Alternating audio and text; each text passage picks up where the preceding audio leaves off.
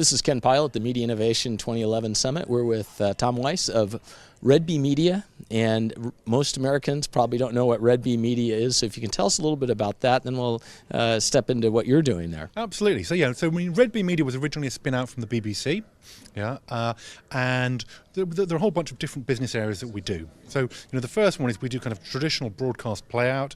We do that for the BBC and a couple of the other channels in the UK. Obviously, that's a business that's difficult to scale.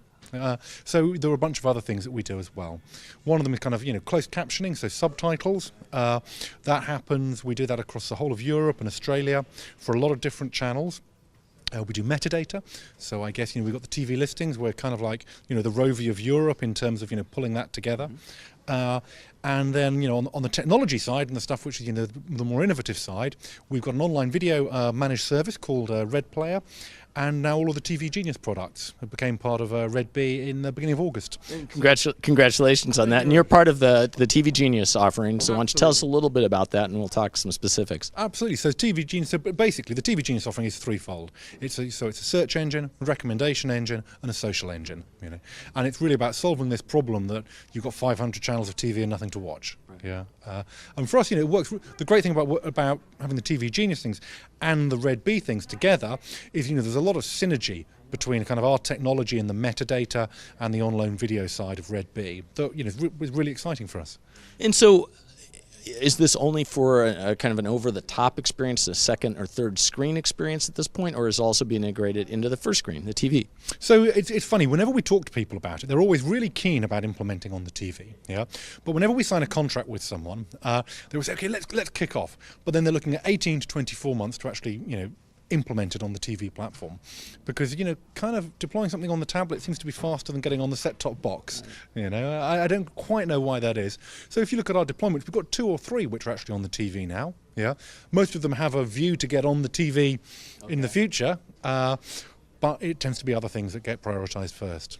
And so are you seeing things like synchronization of content then between the tablets and the TV? Is that something that's kind of bridging that gap? This is exactly, I think this is an increasing trend in the industry, isn't it? So it started off, people would trial this stuff on an over-the-top solution, and now they say, hey, well, we've got tablets, we can put it into our tablet application. You start off with a TV guide, you start integrating Facebook, you start integrating Twitter, people are using it more, and then you start saying, hey, how can I synchronize things? And this is an increasing question for us. One of the things that's interesting is, the closed captioning business is in some ways, one of the less glamorous parts of our business. But in terms of synchronization, it's really interesting because it means that we know what's going to be said at various times during the show. So actually you can use that to try and relate other products in, relate other things and make the experience better. So, that's definitely a growing part of the business. Interesting. And I assume you're doing the closed captioning for live as well. Yes, absolutely. Absolutely. So, the closed captioning is done for live shows. So again, we can just pull out contextual information in real time based on that subtitle. So who are your customers? Are they the distributors or are they the content producers? So, primarily our customers tend to be the networks. Okay. They're most of our customers, and increasingly a number of platforms. So for example, Liberty Global, UPC across Europe, they're a very big customer of ours. BBC, ITV, a lot of customers, like that. Sky's a customer. In more platforms, I would say, over time, but historically, it's been more the networks. Well, and you have an interesting challenge in that in the United States here we have one language and one big contiguous bit of geography. In Europe, it's different. Oh, absolutely. And there are a lot of differences between different countries. It's not just the language, but also there are very big, there are regulatory differences, and there are cultural differences. So for example, Germany, there are sensitive things. You can't talk about Nazis or anything like that. So actually, things have to be censored if they're broadcast in Germany. If you go into the Middle East, you have even more censorship. Sure. So things like that have to be handled. And also, people like to watch different kind of programs, So, one of the things that always makes me laugh, I remember when we first rolled out the search engine into Germany, there's this German program called Tatort, which no one's ever heard of outside Germany. Most popular program in Germany. It's on at 8:15 on a Sunday night and repeated sort of 20 times during the week. So, success for us was the search engine could pick out the right episode as being the relevant one. Okay. But there's lots of little optimizations that you find that you need to be working at in different markets.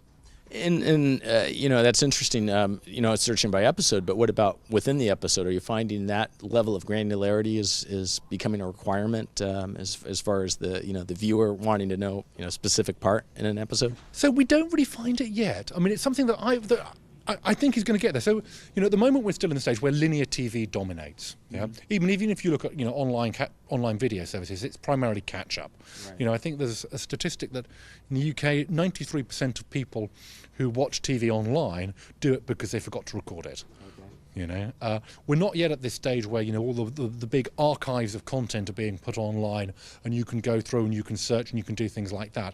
I think when that does happen, then I think then you'll have a big change, because if you've got daytime TV going back 30 years going up on the internet, it would be interesting. If I'm a fan of Amy Winehouse, I'd quite like to see every time that she was on daytime TV. I think that's where it really becomes interesting. And you create basically new programming by creating playlists of these virtual data points within the. It's absolutely what you're doing, and I think that's something that we'll probably see over the next 10 years as these archives become digitized and they're put out online. Well, and that leads to the whole idea of this trusted friend type thing, and is it your friends who will be creating the playlist? And I assume that's the kind of thing you support in the long term. So absolutely. So we do a lot of research about what influences different types of people. Yeah, and one of the things that we see is there are some people who are primarily interested in what their friends watch. Yeah, but it's not as strong as it is say in online. So if you look at online video, the biggest influence is someone emailing a link. Mm-hmm, yeah. Sure. If you look at TV, just because your friends like something, most people don't then watch it. Mm-hmm. Yeah, and the investment of time to spend 2 minutes looking at a clip from YouTube is enough that you'll do it. You're in the office anyway, so you don't want to be working. Yeah, so you'll do it anyway. But if someone says, "Hey, why don't you watch this series? It's going to take 30 hours of your life to watch it." I think people need more than just a recommendation from friends to do it. And I think there's a real desire for people to have content curated by the networks and by the platforms. So I think we'll continue to see that curation. And what's important for the networks is to be able to use social recommendations, but to have control over them as well. Okay. Yeah, and a lot of what we're looking to try and do is provide control to these people who are curating these services while still getting the best out of the social networks we possibly can. But I've always been intrigued, and this might be going a little bit off topic, but to your point of the email trigger, I get a lot of those emails, but I never look at them because I am working, but I want to look at them later, and I don't have them. It'd be nice to have them in a playlist that I could just sit back and watch later. Yep. Is that sort of thing in the offing, do you think? Well, I mean that's the kind of stuff that people like Google TV have talked about, isn't it? I don't see much of it in the market. When people are coming to us and they're asking for new things, they're asking for companion applications. They're asking for synchronization. They're asking for online video platforms.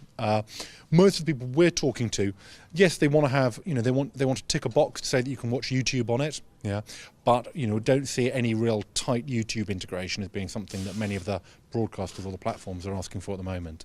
And are you working a lot in the TV everywhere space in terms of the authentication, the authorization, this relationship between the programmer, the content distributor, and then the consumer? So it's interesting. So this is actually one of the areas where I say the US is ahead of other markets. There's none of that kind of central TV everywhere authentication available in Europe. Okay. Yeah, so you tend to have different services offered by different people. And I think it's partly because the cable industry here is so fragmented. Mm-hmm. Whereas Europe it's much less. Mm-hmm. So it. That authentication problem isn't there, but absolutely, the Red Player product, which is our online video, managed service, that's something which is absolutely about helping people do, broadcast grade TV everywhere services. And I assume they have to be a subscriber to a cable system or to a... Well, it depends. Advertising, ad-funded content works really well in Europe. Okay. Again, the UK, Sky and Freeview, which is a free-to-air platform, have got a similar number of subscribers. If you look in somewhere like Germany, Astra, which from SES, who's another one of our customers, they've got 16 million homes. They're the biggest TV platform. It's a free-to-air satellite service. Interesting. So I think the business models are quite different. Do you see some of that changing here in the US eventually? So I don't know. I always find that the US an intriguing market. It's dominated by these big companies who, for us, have a tendency to try and build things in house, mm-hmm. which is why we've never, done much business over here. And I think it makes it harder to, harder to change and harder to grow. I always think maybe it's a bit like the railways. Kind of America kind of, the TV industry grew up in America, and you've got all these legacy problems, Okay. In Britain we invented the railway and our trains never run on time. So I don't know whether the US is going to suffer from the fact that you innovated so much at the early stages. Right. For other people to overtake you later on. I don't know how Sometimes it's better to be a fast follower, right? Yes, it is, absolutely. Well, Tom, I really appreciate your time here and the insight into some other markets. Thank you very much. Thanks.